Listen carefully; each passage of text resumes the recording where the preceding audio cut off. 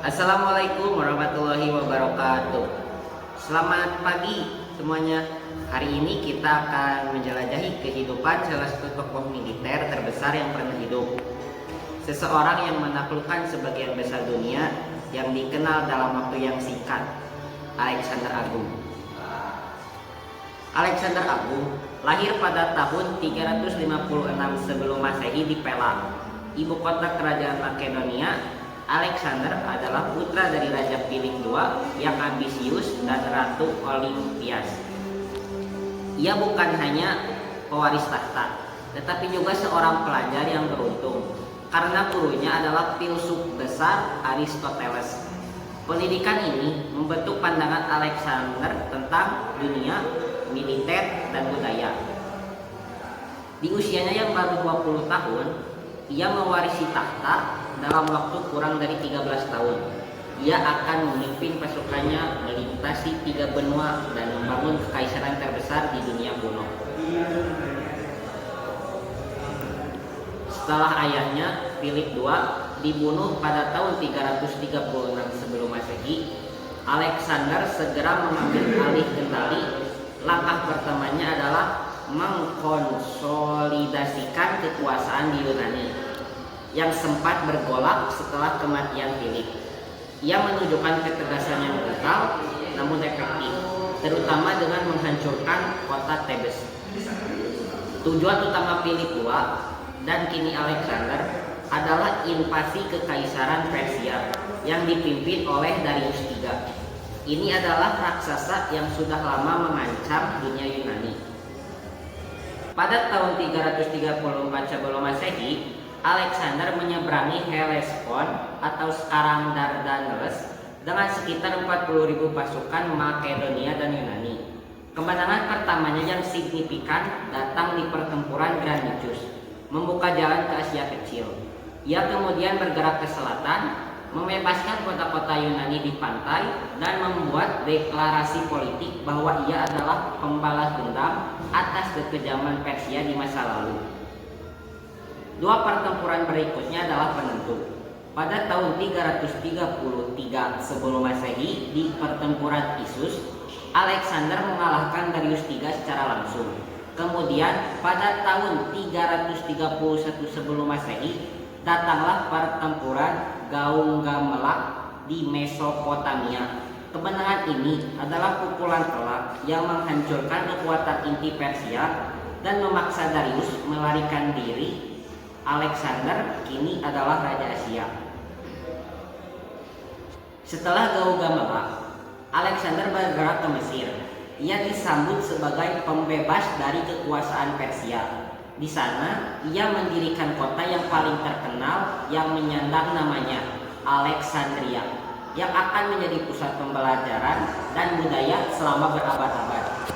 Di Mesir pula, ia mengunjungi Oracle of Amun di Siwa, di mana ia konon diyakini sebagai putra dewa. Alexander melanjutkan pengejarannya terhadap Darius, yang akhirnya dibunuh oleh satrap gubernurnya sendiri. Alexander yang menghormati musuh besarnya menghukum pembunuh tersebut. Dengan kematian Darius, dinasti Achaemenid Persia berakhir. Kekaisaran Persia telah ditaklukkan, tetapi Alexander tidak berhenti. Ia memimpin pasukannya ke wilayah timur, termasuk di wilayah Bactria dan Sogdiana, sekarang Afghanistan dan Asia Tengah. Di sini ia menghadapi perang gerilya yang sengit. Untuk mengkonsolidasikan kekuasaannya, Alexander menerapkan kebijakan asimilasi budaya, termasuk menikahi bangsawan lokal bernama Roxen. Putri seorang bangsawan Bactria ini adalah bagian dari visinya untuk menciptakan kekaisaran universal yang menggabungkan budaya timur dan barat.